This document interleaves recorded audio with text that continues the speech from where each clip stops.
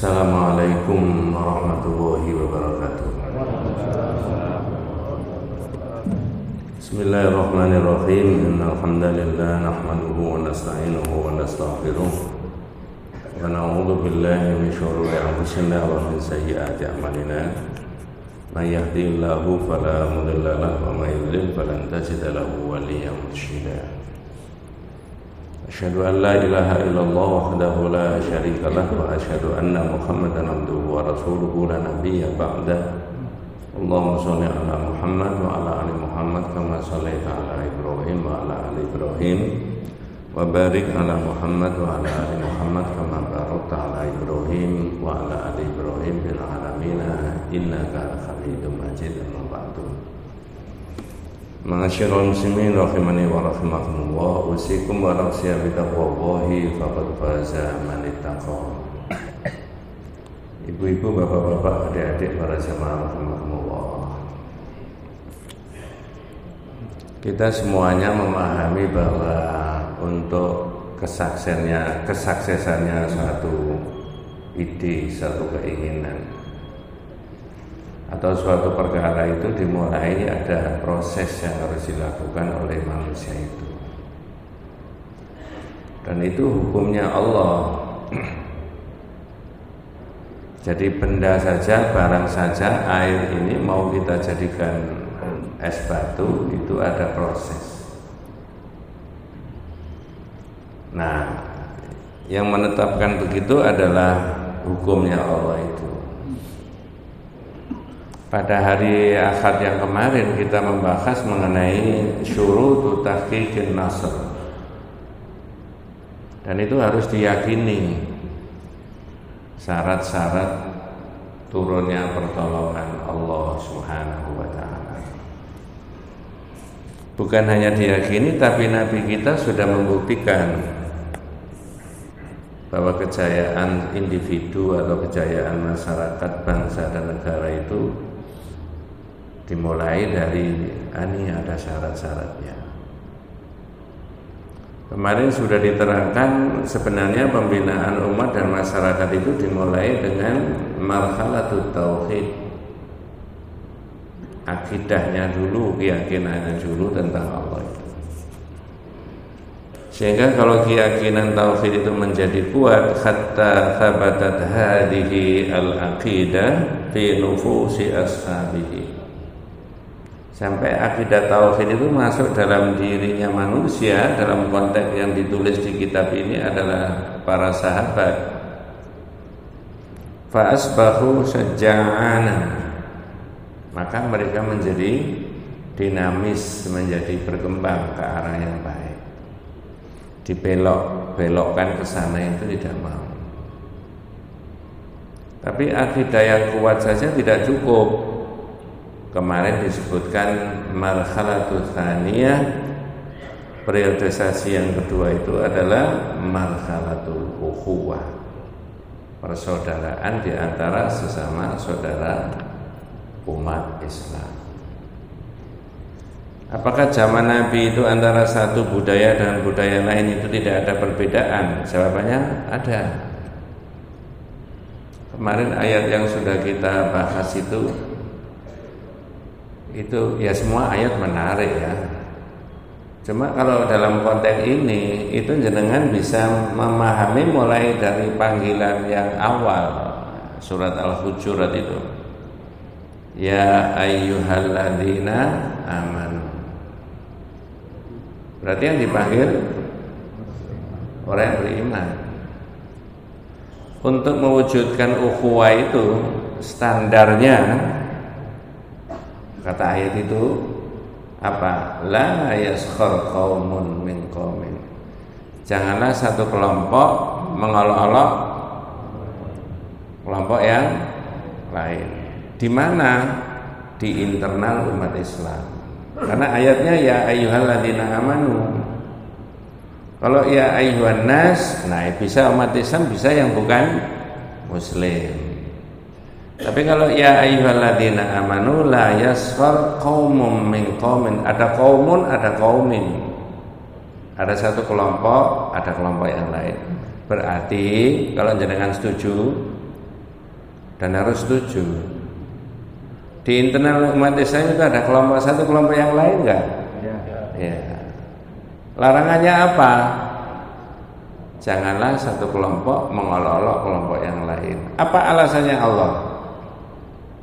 Loh, ini bukan karangan saya. Boleh jadi yang diolok-olok lebih baik dari yang olok-olok. Jadi kita itu menjaga begitu saja itu kadang-kadang masih susah, Pak.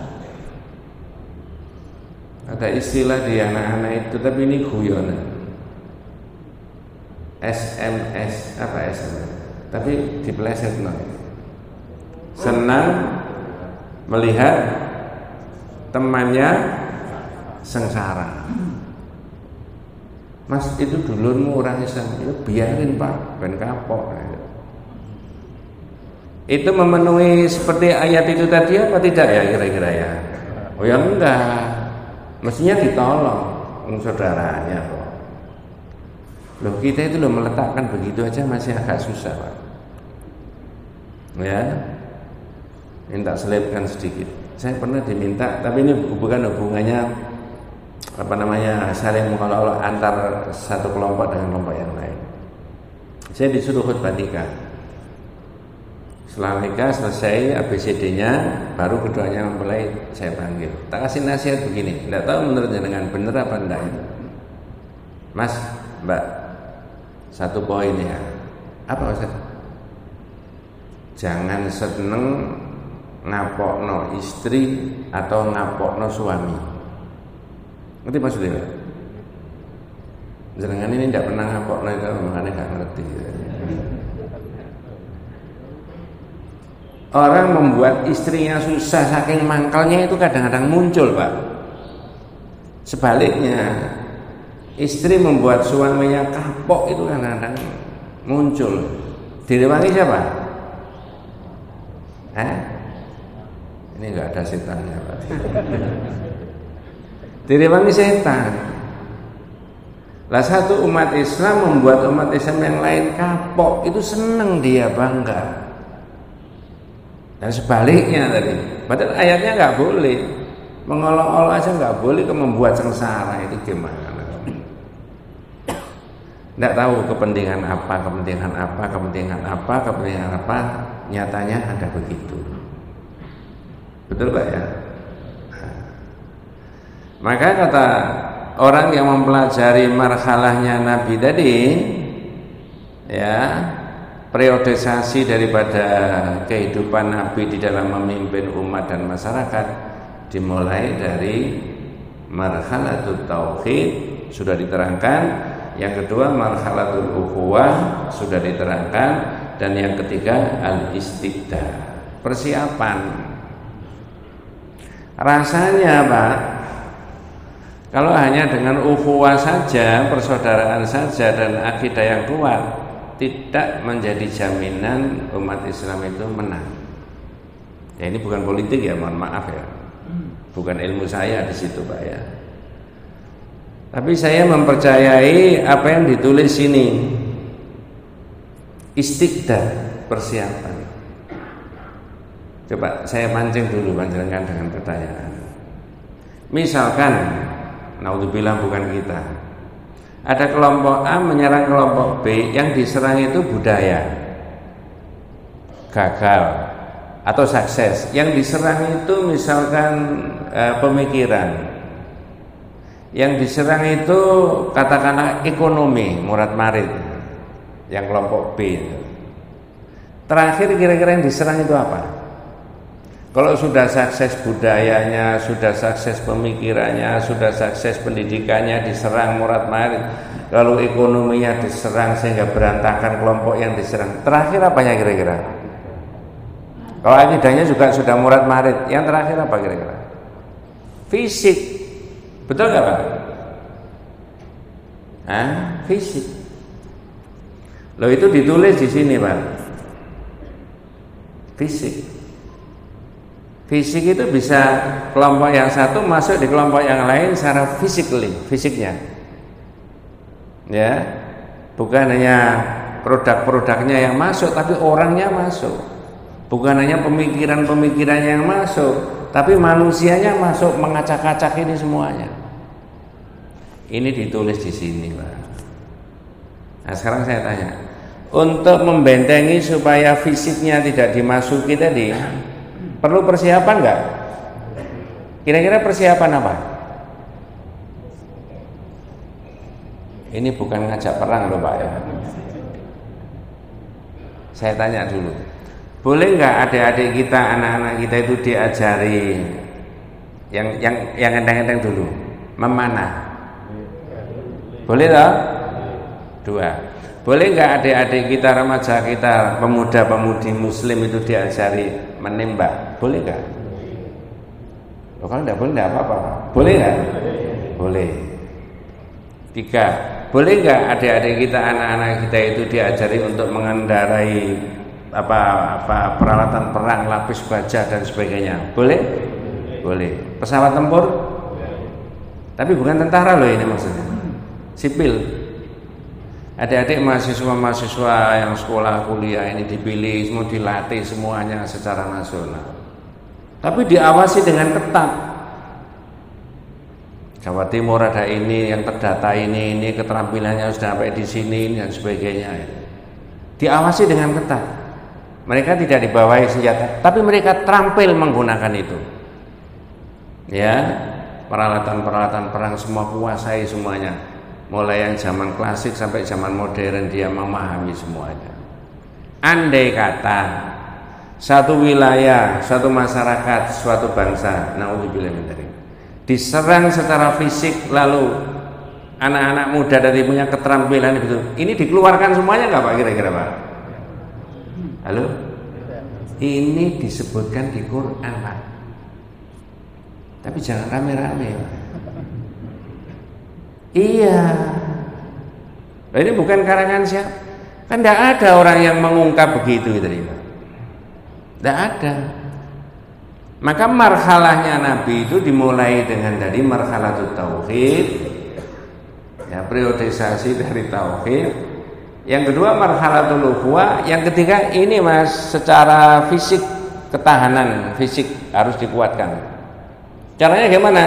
Silakan adik-adik remaja-remaja 24, 25 walaupun di mereka itu bukan militer, disiapkan untuk latihan. Bisa mana, bisa nembak, bisa ini, bisa macam-macam. Ini bukan ilmu saya Pak, tapi yang saya baca di kitab-kitab itu di situ. Mengapa kok begitu Pak Ustaz? Kata kitab ini, andai kata sudah ada serangan ideologi, ada serangan ekonomi, ada serangan budaya, ada serangan, sudah sukses, ekonominya dikuasai, ada kemungkinan yang terakhir adalah serangan apa? Fisik. Mohon maaf jangan salah paham, ini bukan ngajak perang. Ya, ini Nabi yang memberikan garis begitu itu tadi. Sehingga masyarakat Madinah itu menjadi masyarakat yang kuat, dibangun oleh Nabi saat itu. Ya, sampai zaman para sahabat ada historicalnya, ada sejarahnya. Nah, begitu. Nah, sekarang saya di sini diterangkan ya. Laqad amara al-Qur'anul Karim bil istidad. Al-Qur'an itu loh yang memerintahkan supaya istidad. Ada persiapan, ya. Lil a'da, persiapan apa? Untuk menghadapi musuh-musuhnya. Ini bukan cari musuh, Pak.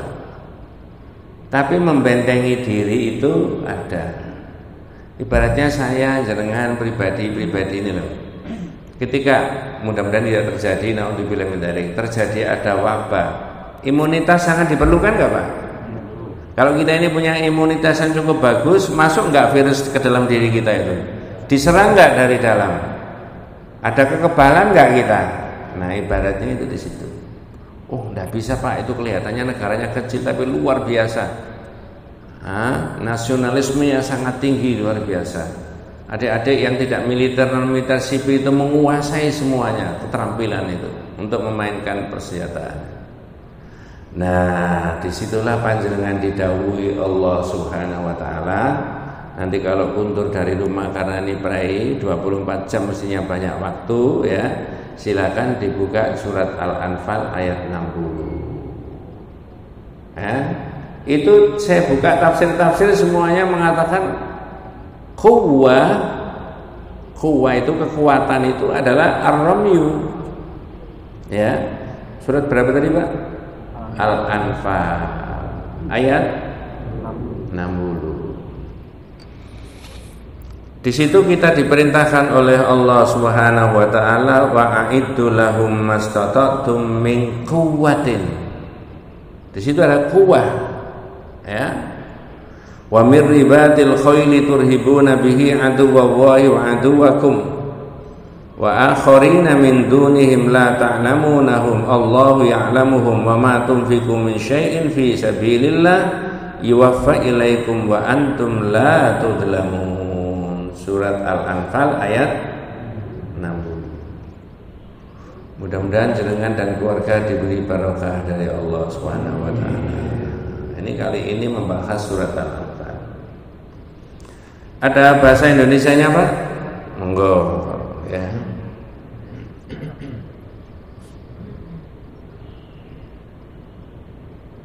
Dan siapkanlah dengan segala kemampuan untuk menghadapi mereka dengan kekuatan yang kamu miliki. Baik, sampai di situ, Pak. Wa a'iddu lahum mastata'tum min quwwatin. Dan persiapkanlah dengan segala kemampuan untuk menghadapi mereka dengan kekuatan yang kamu miliki. Mastata'tum min quwwatin. Dalam standar ukuran yang maksimal dari apa yang kekuatan yang kamu miliki. Dalam kitab ini, dan saya juga sudah lihat di Sahih Muslim ya, ar-ramyu, al-quwwah, kekuatan. Saya tanya, ini kekuatan apa, Pak? Nah, sebentar. Ada hadis yang maknanya seperti ini ya, hampir mirip. Ada kalimat kuah yang saya ambil kuah. Ini bukan kuahnya sayur itu enggak ya. Ya. Al-mu'minul qawiyyu khairun wa ahabbu ilallah minal mu'minid dhaif. Di situ ada kuah. Orang mukmin yang kuat. Tapi hadis itu menurut Al-Utsaimin maknanya adalah orang mukmin yang kuat itu adalah kuat ideologi keyakinannya. Tapi ini surat Al-Anfal ayat 60, wa a'iddu lahum mastata'tum min quwwatin, dan persiapkanlah untuk menghadapi mereka itu dengan segala kekuatan yang kamu miliki. Nah, di Sahih Muslim kemudian menafsiri ayat ini, itu kata Nabi, quwwah itu adalah ar-ramyu. Ar-ramyu itu bahasa Indonesianya melempar. Melempar itu pakai alat enggak, Pak? Ada sasaran yang dilempar? Ada yang melempar enggak? Ada alat yang dipakai? Nah, itu bisa maknanya yang saya sebutkan tadi. Orang bisa memanah, orang bisa menembak, orang bisa ini, bisa itu, dan sebagainya. Jadi pesannya ayat ini yang ditulis oleh penulis kitab Tauhid ini, istiqdad persiapan itu adalah persiapan fisik ya, untuk jika satu ketika secara fisik masyarakat itu diserang, umat Islam itu diserang. Nah, di situ maksudnya ya. Al-quwwah wa a'iddu lahum mastata'tum min quwwatin. Berikutnya, Pak, ada terjemahnya. Dari pasukan berkuda yang dapat menggentarkan. Pasukan berkuda, wa mir ribatil khayli turhibuna bihi. Itu ayatnya bilang pasukan berkuda, ribatul khayl. Saya tanya, kalau dalam konteks sekarang menghadapi lawan yang super power dengan pasukan berkuda, itu masih relevan nggak? Bisa nggak kemudian ditafsiri atau diuraikan dengan kekuatan fisik yang lain? Pesawat-pesawat tempur yang canggih, pesawat-pesawat tempur yang tidak bisa dideteksi oleh radarnya musuh, kapal-kapal selam yang nggak bisa dideteksi, itu boleh, Pak ya? Nah, di situ maka masyarakat itu menjadi masyarakat yang kuat. akan disegani oleh kelompok yang lain. Kalau kita bicara antar negara, akan disegani oleh negara yang lain ketika pertahanan fisiknya, pertahanan keamanannya apa? Kuat. Lalu dunia belum modern kayak begini, Nabi itu menerangkan begitu. Tidak cukup dengan apa? Marhalatut tauhid tadi. Tidak cukup dengan kekuatan persatuan itu, tetapi lebih daripada itu adalah istiqdad, itu persiapan, itu kaitannya dengan kekuatan apa? Fisik. Maksudnya itu di situ. Wa mir ribatil khayli turhibuna bihi aduwallahi wa aduwakum. Monggo Pak, terusnya. Dan dapat menggentarkan musuh Allah, musuhmu dan orang-orang lain selain mereka yang kamu tidak mengetahui. Iya. Jadi kalau kekuatan fisiknya itu, peralatan militernya itu kuat, bisa menggetarkan musuh-musuhnya Allah dan musuh-musuh kamu yang kamu tidak diketahui, tapi Allah mengetahui kalau itu musuhmu.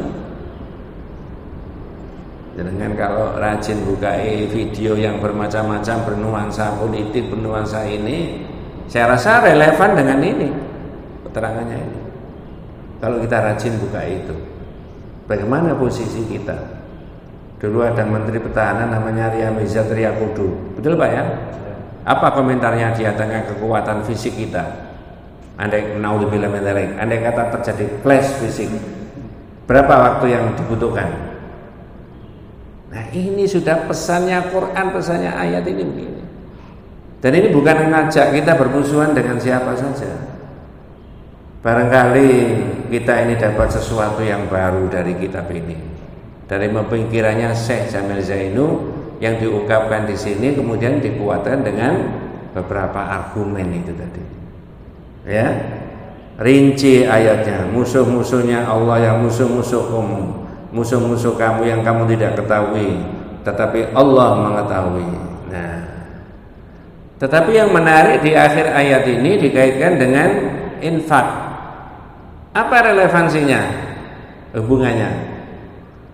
Persiapkanlah untuk menghadapi mereka dengan segala kekuatan yang kamu miliki, dan dengan kuda-kuda yang bisa menggetarkan musuh Allah dan musuhmu, dan musuh-musuh yang lain yang kamu tidak ketahui tapi Allah mengetahui. Terakhir, apa saja yang kamu infakkan di jalan Allah, niscaya akan dibalas dengan cukup kepadamu. wa ma tunfiqu min syai'in fi sabilillah yuwaffa ilaikum wa antum la tudlamun. Itu kaitannya dengan infak.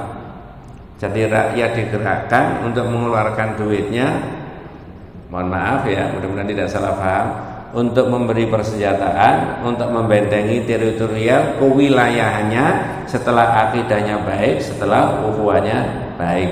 Ini pesan ayat ini begini. Ini pikirannya Syekh Jamil Zainu begini. Benar dan tidaknya silakan diramu sendiri, dibahas di masyarakat. Nah, terakhir benar nggih. Matur nuwun, barakallah. Terakhir bukan pengajiannya, Pak ya. Terakhir dari marhalahnya tadi, periodisasi tadi yang akad kemarin sudah diterangkan. Apa pesan terakhir dari ayat ini? Wa indama na'udu ila aqidati tauhid. Ketika semua komponen masyarakat itu kembali kepada akidah tauhid yang baik dan benar. Ya. Kita potong dulu, Pak. Orang Islam itu ya. Halo. Orang Islam itu ya. Misalkan naudzubillah min dzalik, perang. Lalu menang, bisa menguasai daerah itu. Lalu daerah itu diperintah menurut syariat. Berarti hakikatnya menang enggak, Pak? Dibalik sekarang, umat Islam itu ketika perang lalu kalah, banyak umat syuhada, hakikatnya menang apa kalah? Yang mati jadi apa yang mati? Yang mati jadi apa? Syahid enggak? Dapat janji enggak dari Allah? Dapat. Cuma saya mau tanya berikutnya agak susah kelihatannya jawabnya. Jenengan siap enggak? Itu masalahnya kan. Mudah-mudahan tidak terjadi. Ya. Loh iya Pak, betul. Tak selipkan sedikit. Tahun ketiga Hijriah itu umat Islam secara fisik mengalami kekalahan di perang Uhud. Betul Pak ya? Coba, berapa yang wafat?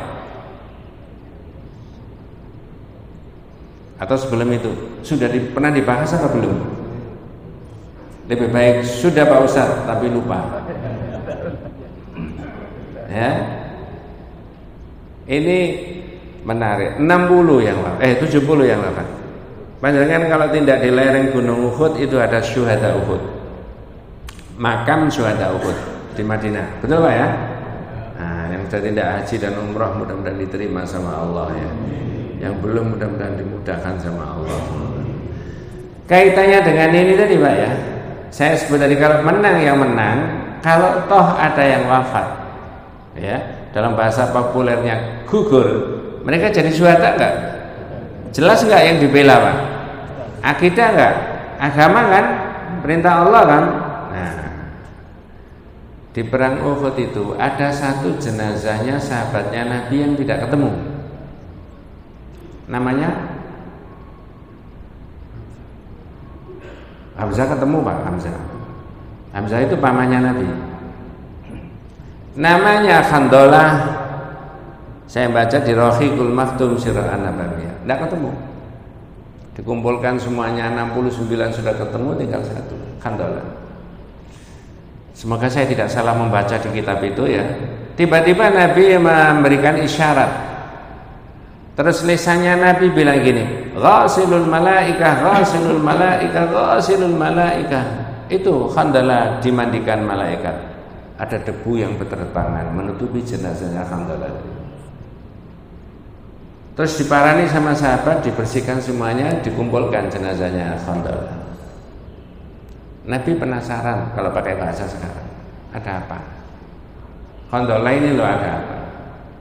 Oh yang lain tidak dimandikan malaikat, kok dia dimandikan malaikat. Nabi menyuruh para sahabat untuk datang ke rumahnya Khandolah, tanya sama Bu Khandolah. Isinya Khandolah kan siapa? Ada apa? Ternyata Khandolah ini kemanten anyar. Lanjenengan dan saya berpengalaman, namanya kemanten anyar sering kumpul antara suami dan istri. Betul Pak ya? Karena mengerti sahabatnya, teman-temannya dibantai oleh orang kafir, setelah kumpul sama istrinya tidak sempat mandi, dia mengurus pedang, berangkat ke sana. Ternyata di sana di medan perang mati dia. Dalam keadaan masih hadas besar. Loh itu loh. Sahabat itu sampai di situ.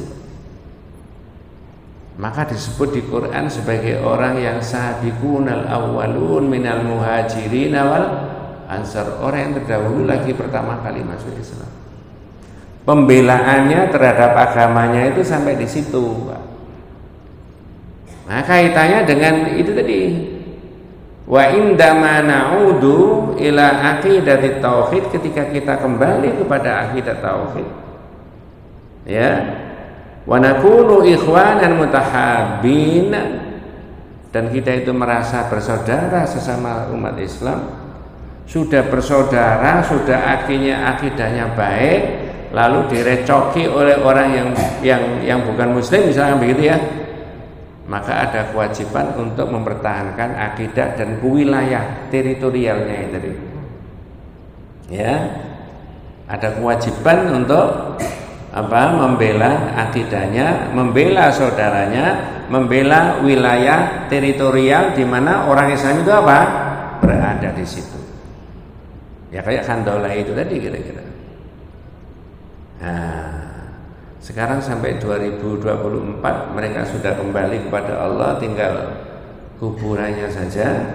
Makanya tadi saya sebutkan kalau itu menang berarti menang secara fisik. Kalau mereka secara fisik dibantai dan kalah, berarti secara akidah mereka sudah masuk dalam golongan orang-orang yang syuhada. Dan disebut-sebut di dalam Al-Quran syuhada. Nah itulah yang menyebabkan umat Islam itu menjadi berani tadi ya. Kemudian ya, saya tahaqqaqu insyaallah nasrul muslimin. Kalau sudah tahapan-tahapan itu terpenuhi, maka kata kitab ini akan menjadi kemenangan itu menjadi ada, dan kemenangan itu tidak beroleh dari perjuangannya dia, tapi kemenangan itu betul-betul yang diberikan oleh siapa? Allah. Coba tak ingatkan dulu. Ada enggak Bu dalam perjuangan itu ada kalanya jumlah yang sedikit bisa mengalahkan jumlah yang banyak? Ada toh? Ada dalilnya?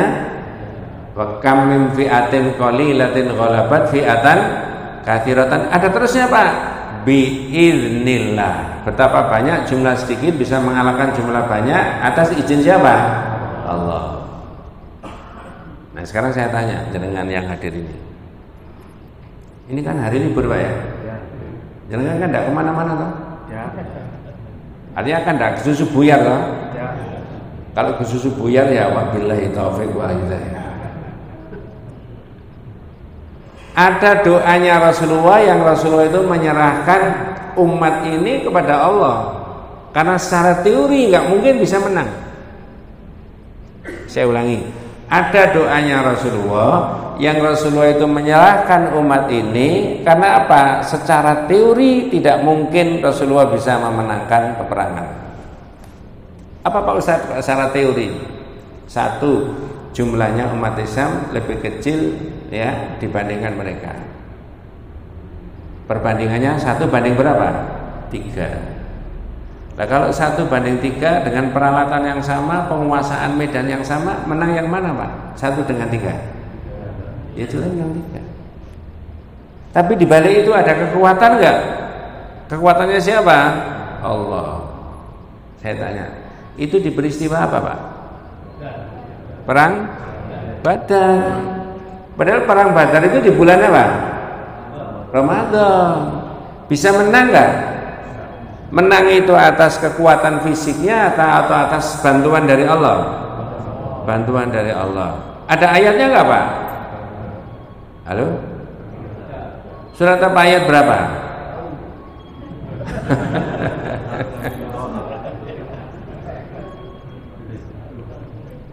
Ini bisa panjenengan tarik di individu-individu panjenengan.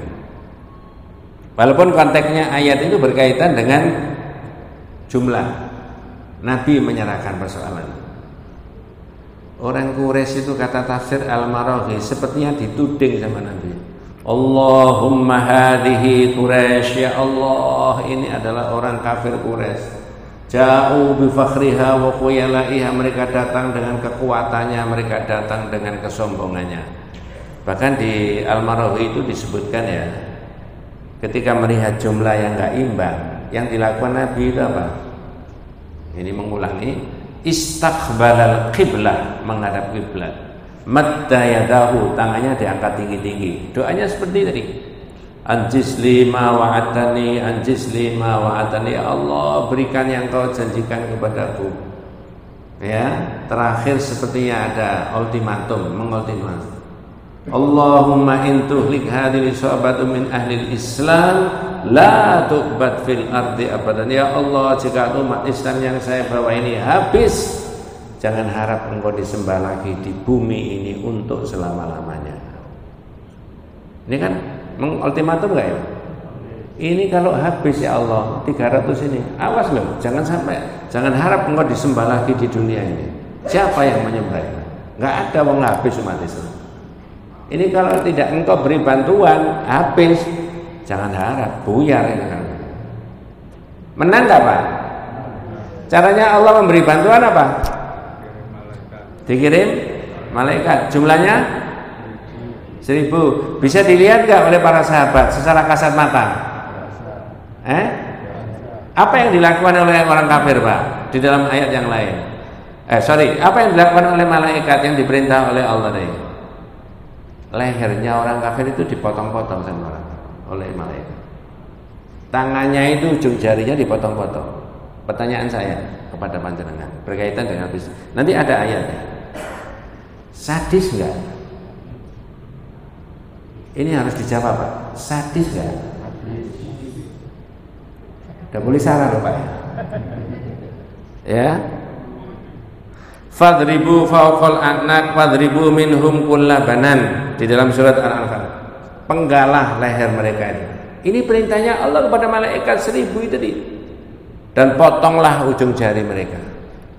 Sehingga para sahabat tidak mengerti siapa yang membunuh ini, siapa ini. Yang saya tanyakan panjenengan jawabannya masih samar-samar. Sadis enggak? Boleh berbeda dengan saya, Pak? Tak tanya. Kalau Allah yang memerintahkan, itu umatnya Allah, makhluknya Allah, yang membesarkan Allah, yang memberikan rezeki Allah, yang menghidupkan Allah, yang mematikan Allah. Ternyata memusuhi Allah, memusuhi nabinya, memusuhi agamanya. Terus Allah mengeluarkan kekuatannya dengan cara apa? Malaikat diturunkan untuk menghabisi mereka. Sadis apa enggak? Masih samar-samar. Jawabannya tidak. Coba, tidak. Kalau manusia antar manusia tidak ada yang memerintah, itu namanya sadis. Kok dimutilasi? Tapi kalau Allah yang merintah, sadis enggak? Berubah Pak jawabannya. Enggak, Pak. Coba ini loh orang Islam itu di situ, Pak. Keyakinannya tentang Allah itu, biarkan aja, Mas. Itu, kok mati semua ya, Pak? Itu malaikat, Pak, yang bunuh, Pak. Bukan? Enggak tahu, saya enggak tahu siapa. Loh, ini perang. Perang itu kalau enggak membunuh dia apa kan, Pak? Dan Allah memerintahkan malaikat itu. Nah, tak kasih perbandingan. Ini bukan kaitannya dengan perang. Ada enggak? Naudzubillah min dzalik, rombongan satu gerbong, kemudian Allah menghendaki terjadi kecelakaan, lalu ada 20 yang meninggal. Sadis apa enggak, Pak? Ada yang tergencet. Sadis? Terserah Allah, Pak. Itu kehendaknya. Ada enggak orang kampung kemudian terjadi gempa bumi ditenggelamkan? Ada. Sadis enggak? Enggak. Biarkan aja, Pak, itu malaikat. Ya. Itulah doanya Rasulullah tadi dijawab pakai surat Al-Anfal ayat 9. Il tastaghitsuna rabbakum fastajaba lakum anni mumitukum bi alfin minal malaikati murdifin. Dan ayat itu di mana-mana oleh teman-teman kita, sahabat-sahabat kita, itu betul-betul dipakai sebagai dalilnya orang boleh beristighotsah. Sudah saya terangkan istighotsah, mudah-mudahan tidak salah paham. Istighotsah itu ada. Sebenarnya doanya Nabi dalam kaitannya dengan perang Badar itu tidak secara khusus menyebut istighotsah, tetapi dijawab oleh Allah pakai istilah istighotsah. Pakai ta yang betul, Pak, bukan pakai sin. Kalau pakai sin jadinya apa? Istighotsah. Jangan istighotsah lah ya, istighotsah. Ya, sama dengan kalau keliru istighotsah itu sama dengan Surabaya gitu. Nang Surabaya. Sudah minum susu? Jawabannya sudah. Benar itu ya. Jadi balik lagi adalah ada memang istilah dan Allah yang menyebut il tastaghithuna. Pakai kalimat tastaghithuna, yastaghithu, yastaghithani, yastaghithuna, tastaghithu, tastaghithani, tastaghithuna, idh tastaghithuna. Ingat ketika kamu memohon pertolongan. Jadi istighotsah itu memohon apa? Pertolongan. Coba tak selipkan sedikit. Kalau istisqa memohon, kalau istikharah, nah, jangan jodoh mah. Lah kalau mohon jodoh berarti untuk jenengan dan saya kan tidak berlaku istikharah, Pak. Bukan hanya itu. Pilihan terserah confuse-nya orang itu apa, masa depannya bagaimana tidak diketahui, maka dia itu apa? Beristikharah mohon pertolongan kepada siapa? Allah. Nah, di ayat saya balik lagi ke situ, itulah kemudian Allah menurunkan 1000 malaikat yang saya sebutkan tadi tidak bisa diketahui dan dideteksi oleh siapa? Musuh-musuhnya orang. Habis orang kafir dan menang umat Islam. Sebaliknya, nah sekarang dibalik. 1 tahun berikutnya yang tadi sudah disinggung, perang Uhud, kalah nggak umat Islam? Kalah. Nyuntulung jenengan buka tentang perang Uhud tadi sedikit aja, yaitu surat Al-Imran 152.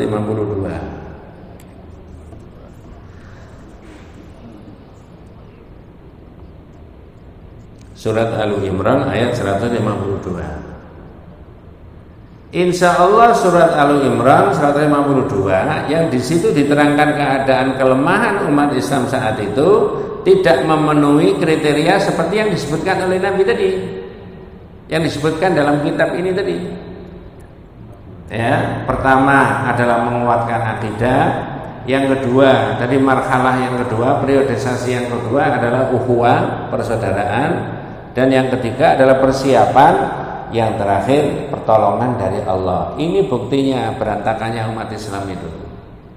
Ya, berarti tidak dapat pertolongan dari Allah. Iya, apa sebabnya? Nah itu. Sudah ketemu Bang? Ya, ada terjemahnya pakai mic, monggo supaya agak didengarkan banyak orang. Pakai mic Pak. Nih, supaya ada variasinya suaranya.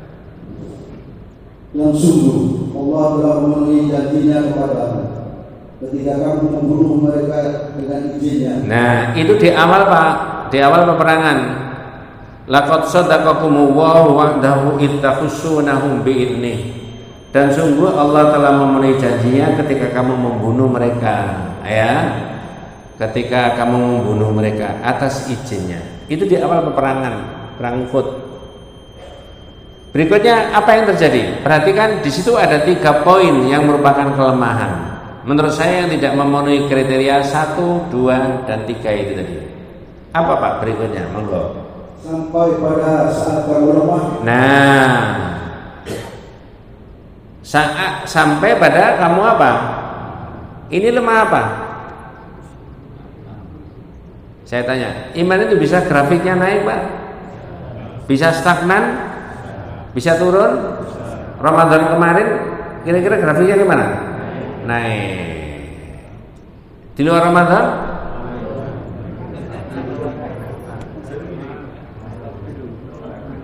Stagnan.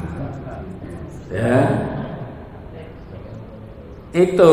Jadi hatta idza fasyiltum, sehingga ketika kamu lemah iman. Ya kalau lemah iman itu tidak minta supaya Allah ikut intervensi, karena koneksinya dengan Allah itu lemah orang itu imannya. 1, 2, monggo. Yang berselisih dalam urusan itu. Saya tanya, orang yang berselisih terus itu menunjukkan adanya ukhuwah apa tidak? Halo? Orang yang berselisih itu menunjukkan di dalamnya itu ada ukhuwah apa tidak? Ini jenengan tahu berapa jumlahnya umat Islam yang diperintah Rasulullah naik di gunung? Kok berselisih? Cuma 50. 50 aja cekcok Pak. Apa yang dipikirkan? Ini tetap di atas gunung apa turun? Turun untuk memburu apa itu?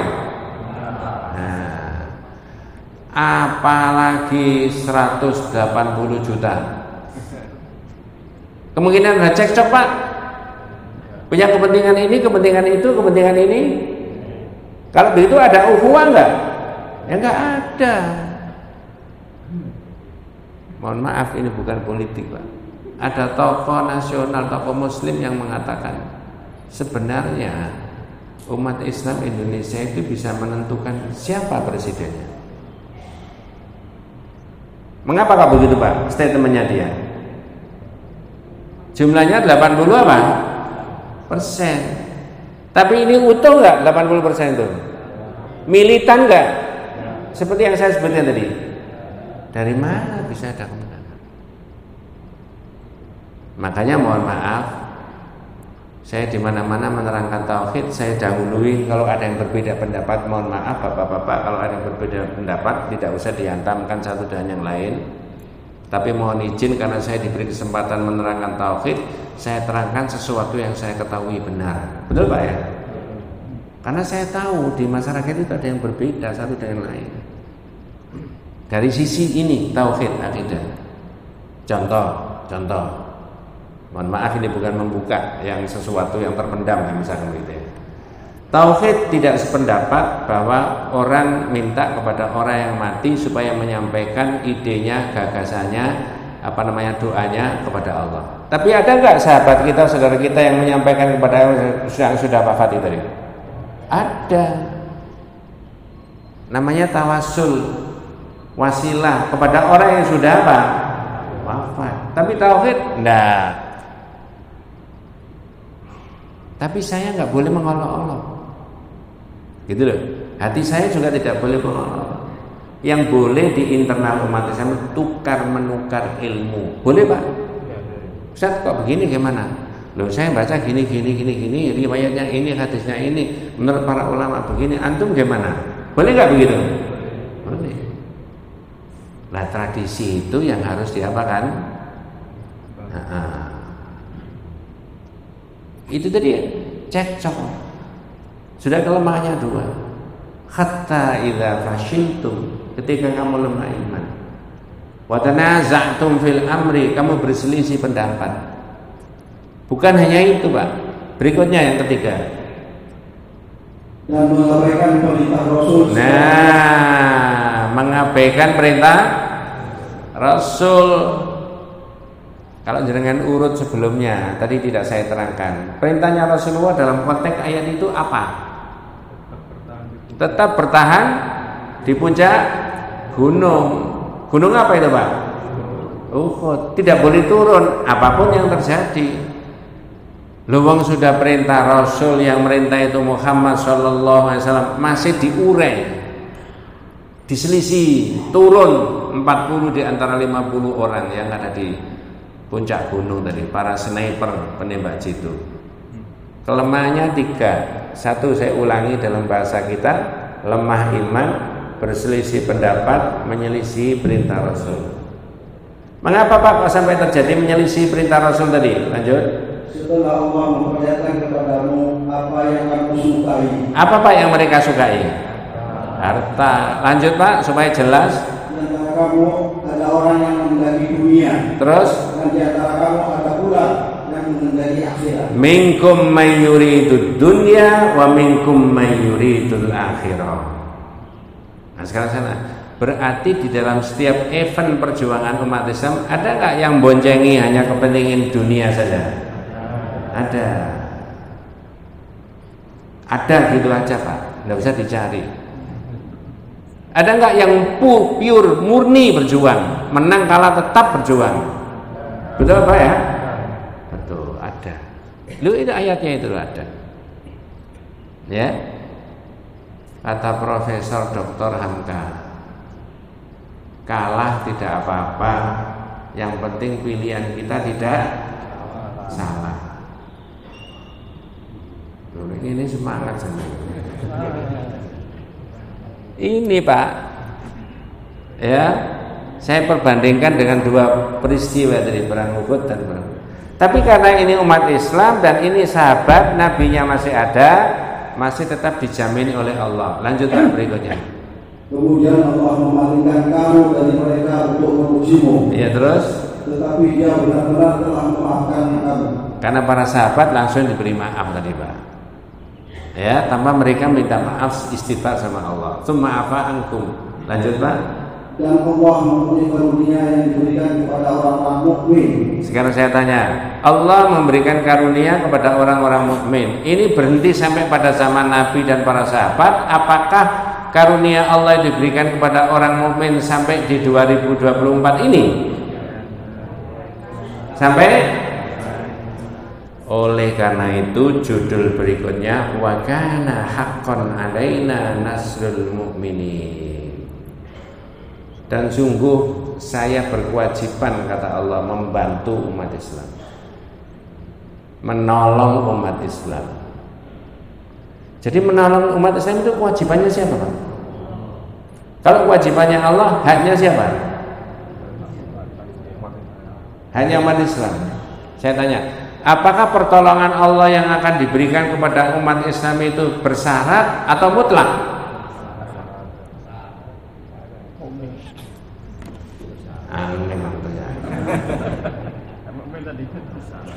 Apakah pertolongan Allah terhadap umat Islam itu ada syaratnya ataukah mutlak? Pokoknya mukmin ya tak beri pertolongan. Bersyarat enggak? Apa syaratnya, Pak? Dibahas bulan depan. Bulan ini, Ustaz. Bulan ini ya? Oh iya. Akhir. Masya Allah, itulah Pak. Jenengan bisa menghitung-hitung diri sendiri. Di rumah tangga juga begitu. Ada persoalan ini, persoalan ini, persoalan ini. Apakah saya ini sudah memenuhi syarat untuk diberi pertolongan kepada Allah? Tapi harus dikunci dulu. Apa kuncinya? Yakin bahwa Allah itu akan memberi pertolongan. Itu dulu kuncinya. Tapi apa Pak? Syaratnya Pak? Wa kana haqqan alaina nasrul mu'minin. Dan kata Allah, kewajiban kami adalah membantu orang mukmin. Itu dibahas. Bulan kapan Pak? Bulan. Mudah-mudahan panjenengan dan keluarga saya, kita semuanya diberikan rahmat, diberikan barokah, hidayah Allah Subhanahu wa taala. Hadanallahu wa iyyakum ajmain. Mari kita tutup dengan doa kafaratul majlis. Subhanakallahumma wa bihamdika asyhadu an la ilaha illa anta astaghfiruka wa atubu ilaik. Assalamualaikum warahmatullahi wabarakatuh.